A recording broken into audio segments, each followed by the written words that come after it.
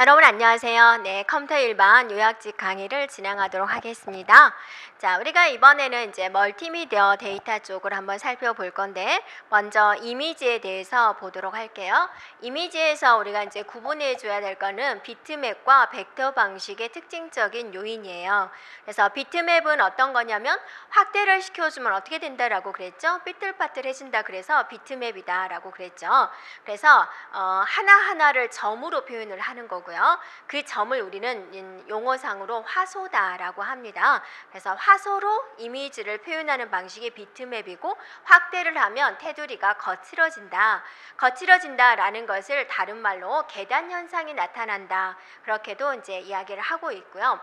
근데 이제 사실적인 이미지를 표현을 할 때 쓰는 거고요. 그래서 일반적으로 우리가 디카로 찍은 사진들은 비트맵 방식이 돼요. 그래서 이 비트맵 방식에 해당되는 파일에는 BMP, TIF, GIF, JPG, PCS, PNG, 그래서 우리가 일반적으로 사용하는 이미지들은 거의가 다 비트맵 방식이 됩니다. 그리고 이제 벡터 방식은 이제 이게 확대를 하면 삐뚤빠뚤해지니까 또 사람들이 연구를 또 하겠죠. 그래서 아무리 확대를 해도 테두리가 거칠어지지 않은 그런 이미지가 바로 벡터 방식이에요. 그래서 벡터 방식은 점과 점을 연결하는 직선이나 곡선을 이용해 가지고 이미지를 표현하는 방식이에요. 그래서 이미지를 확대를 해도 깨지지 않는다, 계단 현상이 일어나지 않는다, 매끄럽게 표현이 된다, 그런 것들을 우리는 벡터 방식이라 그러고, 벡터 방식의 대표적인 것은 이렇게 있습니다. 네, 그래서 이제 우리가 이제 일반적으로 시험 문제에 많이 나오는 것은 비트맵과 벡터 방식의 차이점에 대해서 이제 주로 이야기를 하고 있습니다. 자, 그리고 이제 이미지에 대한 색상 표현은 또 크게 두 가지가 있어요. 빛의 원리를 이용하는 방식, 물감의 원리를 이용하는 방식 두 가지가 있는데, 빛의 원리를 이용하는 것은 RGB 방식이에요. 그래서 R은 레드, 그린, 블루 이 세 가지 색을 이용을 해가지고 모든 색깔을 표현하는 그런 방식이 됩니다. 그래서 얘는 빛을 이용을 하기 때문에 색깔을 섞으면 섞을수록 밝아져요. 네, 그래서 우리는 가산 혼합이다라고 이야기를 하고 있습니다. 이 R이 몇 비트냐면 8비트, G도 8비트, B도 8비트. 그러면 총 몇 비트가 되죠? 24비트가 되죠. 그래서 2에 24승까지를 표현할 수가 있다라는 거고, 이 R이 8비트이기 때문에 10진수로 표현한다면 그 한 자리당 0에서부터 255까지 표현할 수가 있고요. 10진수 표현법은. 근데 그거를 16진수로 표기하겠다 그러면 255가 16진수로 FF가 되잖아요. 그래서 00에서부터 FF까지 표현할 수 있다가 되는 거죠. 네. 그래서 이거 하나다, 이 자릿수 하나가 10진수로 표현한다 그러면 0에서부터 255까지 올 수가 있는 거고, 16진수로 표기하겠다 00에서부터 FF까지 자리당 숫자가 올 수 있다라는 겁니다. 그래서 예를 들어서 0000FF다 그러면 레드, 그린, 블루만 FF 색깔을 줬다 그렇게 말을 하는 거죠. 네, 10진수로 표기를 한다 그러면 255다 그러면 그죠? 레드, 그린은 색깔을 안 넣고 그린에만 블루에만 색깔을 넣었다 이렇게 되는 거죠. 자, 이것에 비해서 CMYK는 물감이 네 가지다라고 생각해 주면 되죠. 그래서 이 네 가지 색깔을 이제 혼합해서 쓰는 건데, 얘는 물감의 원리를 이용을 한 거예요. 물감은 섞으면 섞을수록 어떻게 되냐면 색이 점점 어두워져요. 네, 그래서 우리는 이건 용어상으로 감산혼합이다라고 합니다. 자, 그리고 이제 이미지를 저장을 할 때 원본 똑같이 사진을 찍는데요. 어떤 방식으로 저장하느냐에 따라서 우리가 이제 해상도가 달라지게 되는데요. 물론 용량이 충분히 있다 그러면 이제 그걸 그대로 저장하면 좋겠지만, 많은 이미지들이 압축을 해서 저장을 하고 있어요. 여러분이 SNS에다가 내가 이미지를 하나 올리는데 엄청나게 해상도가 높게 뜨는데 한 5분 걸려요. 그러면 사용자들이 보겠습니까? 안 보잖아요. 그래서 용량을 작게 해주면서 빨리 보여주게 하는 그런 게 필요하겠죠. 그래서 이미지들은 압축해서 저장을 하게 됩니다. 이렇게요. 네, 근데 어느 정도 압축을 하느냐 그게 또 관건이 되겠죠. 그래서 GIF 압축이 있는데 GIF 압축은 우리가 LZW 알고리즘을 이용을 하고요. 이거는 또 RLE 방식을 응용을 한 거예요. RLE 알고리즘은 이제 특정한 색깔이 몇 번 반복되느냐를 나타냄으로써 압축하는 방법이 돼요. 네, 그래서 이제 이런 거죠. 이런 교재에 있다시피 AA B, B, B, B, B, B, B, B 이렇게 있다. 둘, 넷, 여섯, 여덟, 아홉 개, 10개 채우죠. 이렇게 되어 있다. 그럼 어떻게 해요? A는 한 번 나오고 B는 10번 나왔습니다. 그렇게 해줄 수가 있죠. 자, 여기를 이제 또 다른 걸로 하나 넣어볼게요. 네. C 이렇게 C 이렇게 있다. 그러면 A가 한 번, B가 9번, C가 3번 이런 식으로 하면은 줄어들게 되죠. 근데 이것이 꼭 좋은 것만은 아니다라는 거죠. 만약에 이제 이렇게 들어와 있다. 그럼 어때요? A가 한 번, B가 한 번, C가 한 번, D가 한 번 이렇게 늘어나 버릴 수도 있다라는 단점이 있습니다. 자, 그 다음에 또 JPEG 압축이 있습니다. JPEG는 모든 색상을 2의 24승 색상으로 표현하는 그런 방식이 됩니다. 그리고 이제 JPEG는 손실 압축이 주예요. 손실 압축이다 그러면 원본이 있는데 그걸 이제 압축해서 저장을 하면 몇 가지 색깔을 이제 본연의 색깔이 안 나오고 이제 색상이 이제 좀 바뀔 수도 있다라는 겁니다. 그런데 굉장히 많은 압축을 하기 때문에 용량을 상당히 줄여버려요. 그래서 우리가 이제 인터넷상에서 웹에서 이제 좋아하는 선호하는 방식이 되겠습니다. JPEG는 딱 손실만 아니라 물론 무손실 압축 방법도 있지만은 여러 가지 문제점으로 인해서 손실 압축을 더 많이 사용하고 있다라는 겁니다. 자, 그러면 이제 이미지의 파일 형식을 우리가 하나하나씩 살펴보도록 하죠. 자, 먼저 BMP 방식이 있습니다. BMP 방식은 이제 과거에는 그래도 좀 썼어요. 그림판에서. 그런데 이제 요즘에는 거의 뭐 사라지고 있죠. 왜냐하면 얘는 저장을 할 때 압축을 전혀 하지 않아요. 그러니까 압축을 하지 않으니까 어떠겠어요? 파일의 크기가 엄청나게 크겠죠. 네. 그러면 SNS에 올릴 때 어떠세요? 힘들어요. 이렇게요. 그래서 BMP 하면은 일단 특징적인 게 뭐예요? 파일이 커버린다라는 겁니다. 자, 그 다음에 이제 GIF가 있는데 GIF는 좀 좋은 점이 있어요. 뭐가 있냐면 일단은 움직이는 이미지를 표현할 수가 있어요. 움직이는 이미지를. 자, 그 다음에 배경을 투명하게 처리할 수가 있어요. 그런데 이 GIF는 몇 비트로 이루어졌냐면 총 8비트예요. 8비트. 8비트니까 몇 가지를 표시할 수 있어요? 2의 8승까지 256가지를 표현할 수가 있다라는 겁니다. 네. 근데 이제 얘는 무손실 압축이에요. 그러니까 원본이 있고 저장을 해서 이제 다시 볼 때 전혀 색상에 손실이 없다라는 겁니다. 그게 이제 무손실입니다. 되겠죠? 그래서 GIF의 특징하면 뭐예요? 8비트다, 256가지다, 무손실이다, 배경을 투명하게 처리할 수 있다, 움직이는 이미지를 표현할 수가 있다. 이런 겁니다. 그래서 여러분 이제 뭐 쇼핑몰 같은 데 보면 잠깐 나비가 이제 날아가게 한다든지 화면 두 개가 번갈아 가면서 표시를 한다든지 그러면 이제 아주 간단하게 GIF로 구현할 수 있다라는 거죠. 자, 그 다음에 이제 JPEG가 있습니다. JPEG 하면은 우리가 굉장히 많이 쓰이는 거죠, 여러분이. 그래서 우리가 보통 사진 찍어서 저장하고 웹에 올리고 할 때 JPEG를 많이 쓰고 있습니다. 손실 압축과 무손실 압축이 다 있는데 주로 손실 압축을 사용하고 있습니다. 24비트 트루 컬러를 사용합니다. 24비트 단계는 앞에서 RGB 방식을 봤죠. 888 해가지고 24비트, 그래서 2의 24승까지를 표현을 할 수가 있습니다. 네, 그래서 여러분이 GIF하고 비교해보면 어때요? JPEG가 굉장히 많은 색상을 표현할 수 있는 거죠. GIF는 뭐였어요? 256가지였잖아요. 얘는 2의 24승까지니까 몇 가지예요? 그 숫자를 읽어보면 굉장히 크죠. 네, 그래서 압축률이 좋기 때문에 파일의 크기를 굉장히 줄여버려요. 그래서 웹에서 많이 사용하고 있는 방식이 되겠습니다.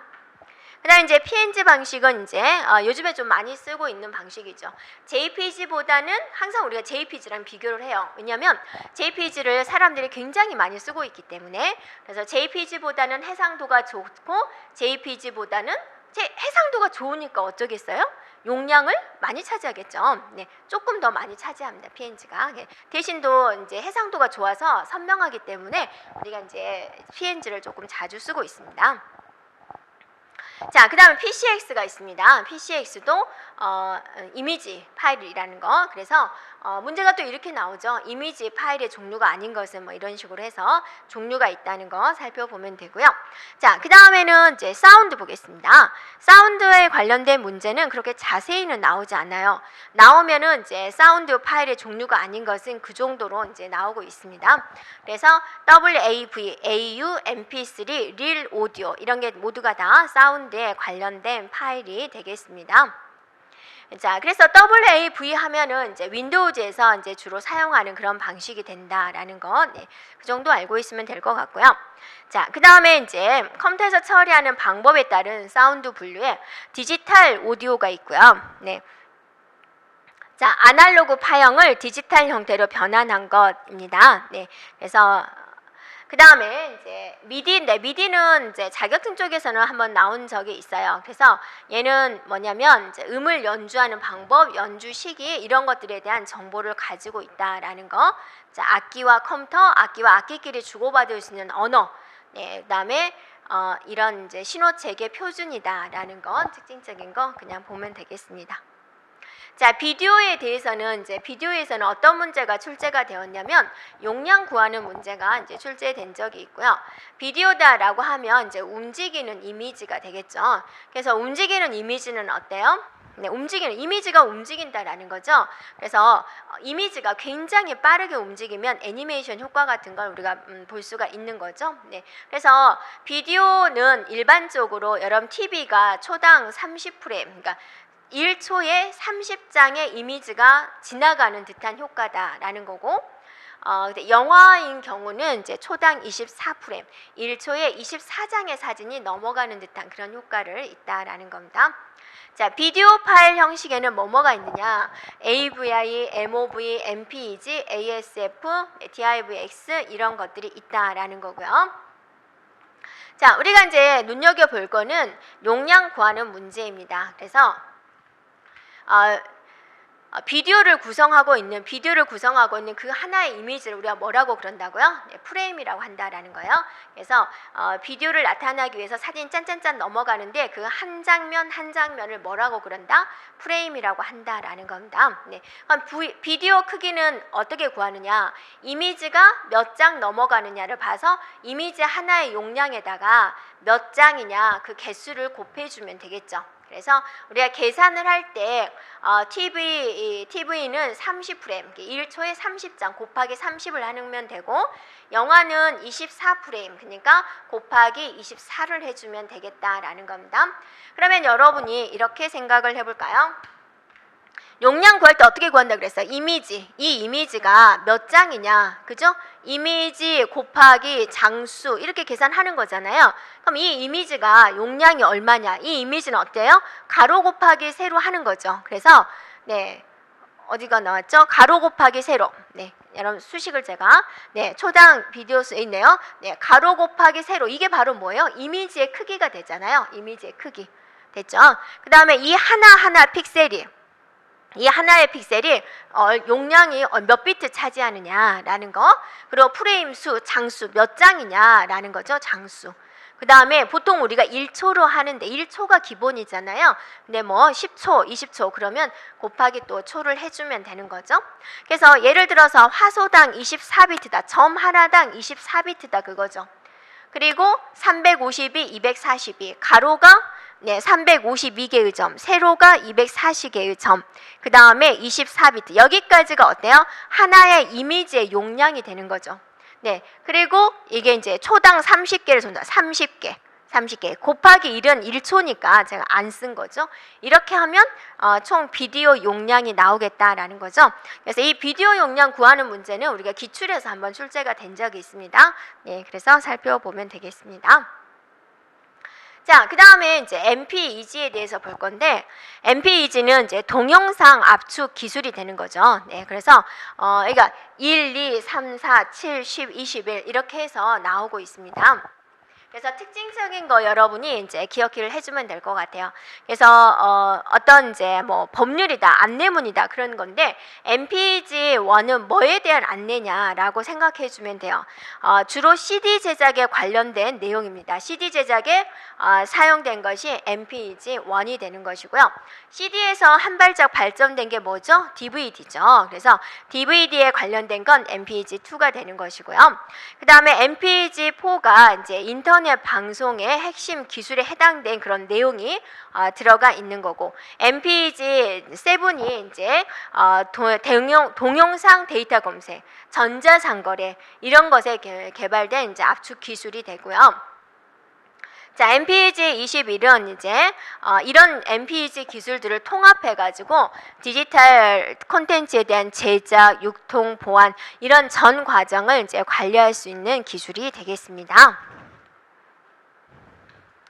자, 우리는 멀티미디어 시대에 이제 살고 있다라고 그러죠. 그래서 이런 멀티미디어를 이용을 해가지고 인간들이 어떤 편리한 생활을 하고 있을까라는 걸 이제 우리가 살펴보자라는 거죠. 자, 전자상거래입니다. 그래서 뭔가 물건을 사고 파는 것을 말을 하죠. 컴퓨터, 인터넷, 네트워크 이런 디지털 기술을 이용을 해가지고 이제 하는 활동을 말을 하고 있습니다. 그 다음에 이제 인터넷 방송만을 하죠. 여러분 중에서도 뭐 인터넷 방송 하시는 분이 있겠죠. 그래서 통신과 방송을 결합해가지고 이제 프로그램 내보내는 어떤 방송 매체가 되겠고, 자, 그 다음에 이제 사이버 공간 아바타, 나의 아바타. 이제 아바타 영화 보셨죠? 내가 이제 다리가 불편한 상태인데 아바타를 봤더니 아바타가 이제 두 발로 가는 거죠. 그래서 처음 아바타를 만났을 때 자기 하고 싶은 게 뭐겠어요? 뛰어다니고 싶은 거잖아요. 휠체어 없이 뛰어다니고 싶은 거. 그런 아바타이죠. 사이버 캐릭터. 그 다음에 이제 여긴 용어는 기억해 주는 게 좋아요. VOD 하면은 어때요? 주문형 비디오죠, 비디오. 네, 그래서 내가 언제든지 원하는 비디오를 볼 수 있는 그런 거. VCS는 C가 컨퍼런스예요. 회의하다. 화상회의, 비디오 컨퍼런스, 화상회의 하는 거죠. 네, 멀리 떨어져 있는 사람들끼리 모니터를 보면서 서로 회의하는 것을 말을 하죠. 가상현실입니다. 네, 컴퓨터가 만들어낸 가상세계에서 다른 경험을 할 수 있는 그런 거죠. 우리가 영화 같은 데서 많이 보죠. CAI는 이제 컴퓨터를 이제 활용을 하는 거죠. 그래서 지금은 당연히 컴퓨터라는 매체를 이용해서 수업을 하지만 아주 오래 전에는 컴퓨터를 이용해서 수업을 활용한다. 그게 좀 신기했던 그런 때예요. 그때 이제 CAI라는 용어가 이제 많이 나왔었습니다. 자, 원격 진료입니다. 원거리에 있는 환자를 이제 돌볼 수 있는 그런 서비스. 그다음에 스마트 워크, 스마트 워크죠. 워크가 일하는 거잖아요.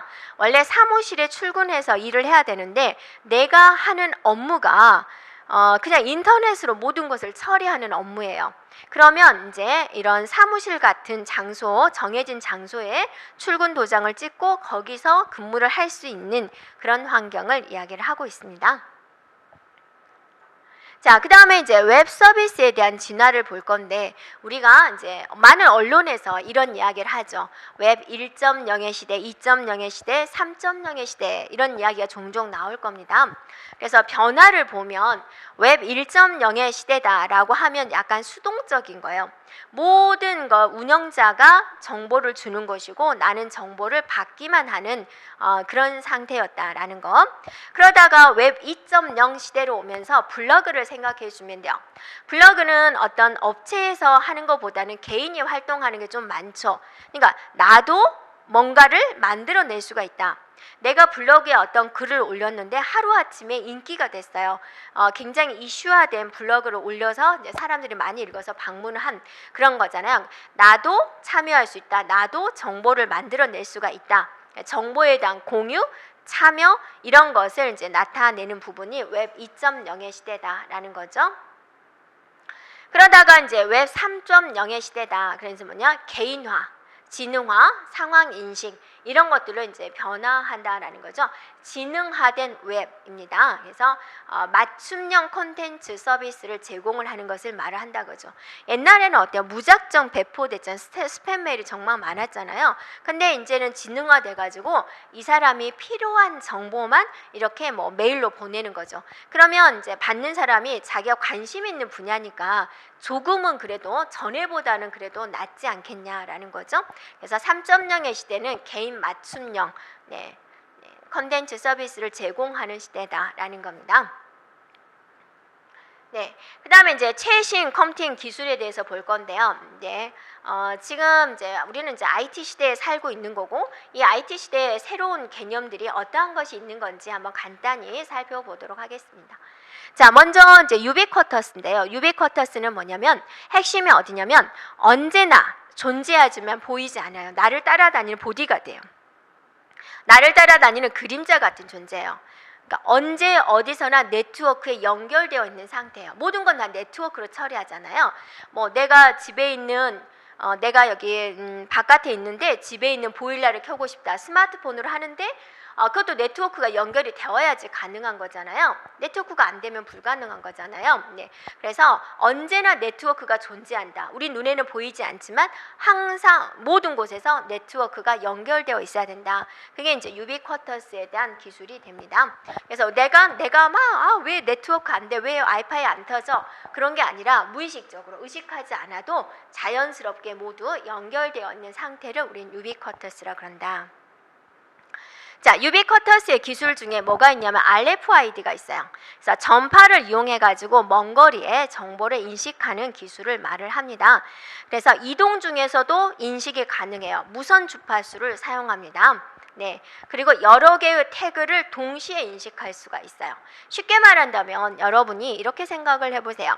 쇼핑카트를 물건 다 내려놓고 바코드를 일일이 찍잖아요. 무거운 거 내려놓을 때 얼마나 힘들어요. 짐을 많이 살 때는 대형마트에 갔을 때 힘들잖아요. 또 그거 다 주워 담아야 되잖아요. 그러니까 힘들잖아요. 네. 그런데 이제 RFID는 뭐예요? 그냥 쇼핑카트 샥 밀고 오면은 나랑 연결된 카드에서 자동으로 금액이 빠져나가는 그런 형태가 된다라는 거죠. 되죠? 그래서 무선이고 비접촉식이고 여러 개의 물건을 다 인식할 수 있어요. 그래서 쇼핑카트 생각해주면 여러분이 RFID가 이제 좀 이 특징이 이제 좀 생각이 날 거예요. 그래서 여러분이 지금은 바코드를 많이 사용하죠. 근데 RFID는 이제 전파를 이용을 한다라는 거죠. 바코드는 빛을 이용하고 얘는 전파를 이용한다라는 겁니다. 그리고 또 먼 거리에서도 이제 태그를 읽을 수가 있고, RFI는 태그, 그다음에 연결하기 위해서는 안테나가 있어야 되겠죠. 그 다음에 리더, 이렇게 이제 세 가지로 구성이 되고 있습니다. 그 다음에 RFID도 종류가 이렇게 이제 세 가지로 나눠지는데 수동형, 반수동형, 능동형 이렇게 나눠지고 있고요. 수동형에는 자체 태그에 배터리가 없고요. 판독기의 동력만으로 이제 읽어내는 것. 그래서 10m 이내의 근거리에 사용되는 것을 말을 하고요. 반수동형은 이제 배터리가 내장되어 있습니다. 네, 그 다음에 통신을 할 때는 판독기의 동력을 사용을 하는 거고요. 그다음 이제 능동형 RFID다라고 한다면 칩에 대한 정보를 읽고 그 정보를 통신하는데 모두 태그의 동력을 사용을 하고 좀 수십 미터면 굉장히 먼 거리잖아요. 그럼 원거리에서도 사용되는 것을 말을 하고 있습니다. 됐나요? 네. 자, 그리고 RFID의 이제 작동 원리를 한번 읽어보면 여러분 되겠습니다. 그래서 태그의 목적에 맞는 정보를 입력하고 이제 상품에 부착을 해요. 그러니까 여러분 과자 같은 데 보면 바코드가 이렇게 박혀져 있잖아요. 그런 형태라고 생각해 주면 돼요. 그다음 그 바코드를 읽어내는 거 이게 스캐너잖아요. 근데 얘는 리더에서 안테나를 통해서 발사된 무선 주파수 태그에 접촉을 하는 거죠. 네. 그리고 이제 읽은 내용을 안테나에다 전송을 하고 안테나는 그것을 디지털 신호로 변조해가지고 리더한테 전달을 하게 됩니다. 그래서 리더는 그걸 해독해가지고 컴퓨터로 전달하는 그런 순서로 이제 이루어졌다라는 거죠. 네. 그래서 이 RFID는 꼭 물건뿐만이 아니라 이제 기록을 재는데 선수들의 기록 재는 거, 또 상품의 생산 이력을 추적하는데 여권이나 신분증에 태그를 부착을 해서 개인정보를 수락한다. 그다음에 이제 하이패스에서도 이제 교통카드에서도 이제 사용이 된다라는 거죠. 그래서 USN이다라는 게 있습니다. USN, Ubiquitous Sensor Network다라는 건데 각종 센서에서 수집한 정보를 무선으로 수집할 수 있도록 구성된 네트워크입니다. 자, 이런 거 이제 한번 있다라는 거 한번 살펴보고요. 네. 그다음 이제 블루투스가 있죠. 네, 블루투스는 이제 우리가 이제 기기들이 안전하고 이제 저렴한 비용으로 무선 주파수를 이용해서 서로 통신할 수 있도록 해주는 게 블루투스가 되죠. 그래서 근거리에 있어야 되잖아요. 네, 그러니까 뭐 마우스, 키보드 그런 블루투스 기능 되는 거, 네, 이런 것들이 있죠. 그다음에 이제 지급이가 있는데 이제 지급이도 근거리 무선 통신 기술이 되겠습니다. 네, 그래서 블루투스 와이파이보다 이제 성능이 더 우수하지만 가격이 더 이제 비싸기 때문에 저렴하고 간단한 이제 지급이로 무선 네트워크를 구축할 수 있다라고 그랬습니다. 다시 한번 정리를 해보면 지급이도 근거리 무선 통신 기술이고 블루투스 와이파이가 있지만 그거는 더 비싸기 때문에 그거보다는 더 저렴한 지급이를 사용하기도 한다라는 거죠. 네. 그래서 이제 여러분 교재에 보면 지급이와 블루투스와 와이파이와 NFC를 이제 네 가지를 비교를 해놨죠. 그래서 전송 거리를 한번 비교를 해보세요. 전송 거리가 가장 짧은 게 NFC가 되는 거죠. 네. 그다음에 전송 속도에 대한 비교도 한번 해보고요. 네. 그다음에 비용도 한번 여러분이 한번 살펴보고요. 네, 그렇게 해서 한번 비교를 해보면 되겠습니다. 자, 그리고 이제 우리가 또 요즘에는 사물 인터넷 시대다라고 하죠. 인간을 통하지 않고 사물과 사물들끼리 어떤 일을 이제 처리하는 것을 사물 인터넷 IoT다라고 하는 거죠. 내가 하이패스를 샥 지나가면 거기에 연결된 단말기하고 내 자동차의 하이패스 단말기가 서로 통하는 거죠. 그래서 여기서 신호 보내면 이제 요금이 나갈 수 있도록 이제 해주는 거. 그다음에 건강 관리. 채널 센서를 통해서 건강 관리하는 거, 또 자동차 여러 운전자의 상태를 이제 점검할 수 있는 거, 여러 센서가 이제 이용을 하는 거죠. 여객선에 탈출 센서 해가지고 뭐 배가 몇 도 정도 기울어지면 이제 자동으로 이렇게 이제 응급 상황에 대한 대처할 수 있도록 해주는 것, 그런 것들에 이제 이용을 하고 있다라는 거죠. 네. 하지만 이제 항상 우리가 발전된 환경으로 갈수록 이제 보안에 많이 신경 써야 되는 그런 부분입니다. 그래서 내가 핸드폰으로 모든 걸 조작을 하는데 내 핸드폰이 뭐 타인한테 넘어갔다 그러면 이제 그것은 또 해킹의 문제가 여러 가지가 생기는 거죠. 그래서 사물 인터넷이 무엇이다 이제 정의 기억해주면 되겠습니다. 그리고 이제 클라우드 컴퓨팅이죠. 그래서 요즘에 이제 어디 갈 때 여러분 USB를 들고 가는 게 아니라 다 클라우드로 처리를 하겠죠. 클라우드 이제 구름이죠. 구름, 하늘에 떠 있는 구름이 되는 거죠. 그래서 저 구름 안에 내 모든 것을 다 넣어놓는 거예요. 그럼 내가 원하는 집에 가서, 원하는 사무실에 가서 구름에 있는 데이터를 이렇게 가져와서 작업을 해주면 되는 거죠. 네. 그래서 클라우드이다 그러면 빌려다 쓰는 거죠. 물론 우리가 네이버 클라우드에서 기본적으로 구글 또 클라우드에서 기본적으로 뭔가를 제공하고 있지만 더 이제 전문적으로 쓰려면 비용을 지불해야 되는 거죠. 그래서 빌려다 쓰는 개념이다라는 겁니다. 그래서 빌려다 쓰는 종류에는 우리가 또 세 가지가 있죠. 그래서 IaaS다, 서비스다라는 거죠. 하드웨어적인 거. PaaS, 플랫폼이죠. 플랫폼. 그 다음에 SaaS, 소프트웨어를 이제 이런 것들을 빌려다 쓰는 그런 개념이다. 그래서 이 세 개의 특징은 여러분이 기억을 하고 있으세요. 클라우드 서비스 유형 세 가지 기억해 주면 되겠습니다. 그래서 이 클라우드 컴퓨팅의 단점, 장단점, 좋은 점은 일단 신뢰성 높은 서버에 보관함으로써 안전하다. 내 하드디스크에 보관할 수 있지만 그건 언젠간 좀 깨져볼 수도 있고 또 바이러스에 걸릴 수도 있죠. 그래서 다 날려버릴 수가 있는데 클라우드에다 보관을 해보면 일단 서버에 보관을 하기 때문에 좀 더 안정적으로 보관을 할 수가 있다라는 거죠. 예. 단점이라면 내 아이디 비밀번호가 유출이 됐을 때 어떠세요?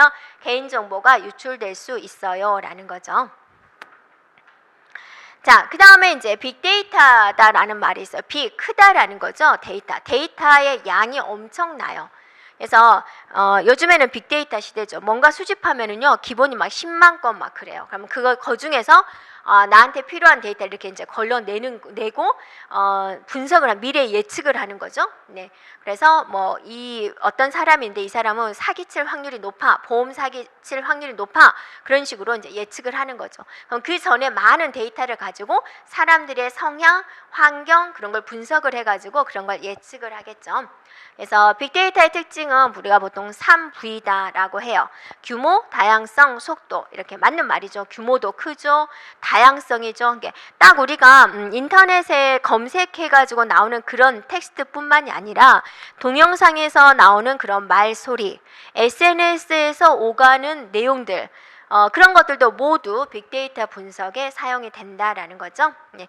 그 다음 이제 속도입니다. 어떤 데이터 10만 건을 분석하는데 한 달이 걸린다. 의미 없죠. 얼마나 현대 생활이 빠르게 발전되어 가고 있습니까? 그래서 빠르게 유용한 정보를 뽑아내야죠. 그러니까 당연히 속도가 빨라야 된다. 그게 빅데이터의 특징 3V가 되겠습니다. 자, 그 다음에 이제 우리가 증강현실이다라고 하는데, 증강현실에 대한 용어 기억해 주면 돼요. 증강현실은 뭐냐? 현실 세계와 가상 세계를 붙여놓았다라고 생각해 주면 돼요. 예쁜 여배우가 저기 낭떠러지에서 이렇게 점프 하는 씬이 있다. 그럼 어때요? 직접 올라가서 씬 하기는 굉장히 위험하잖아요. 그러니까 좀 그죠? 가상적으로 이렇게 만들어 놓고 이제 하는 그런 거죠. 네, 현실 세계와 가상 세계를 이렇게 섞어 가지고 표현해 주는 게 바로 뭐다? 증강현실이 되겠습니다. 그래서 우리가 이제 뭐 이렇게 두꺼운 안경 같은 거 끼고 뭐 게임을 한다든지 뭐 롤러코스터처럼 타는 그런 것이 있죠. 그런 식으로 우리가 할 수가 있다라는 거죠.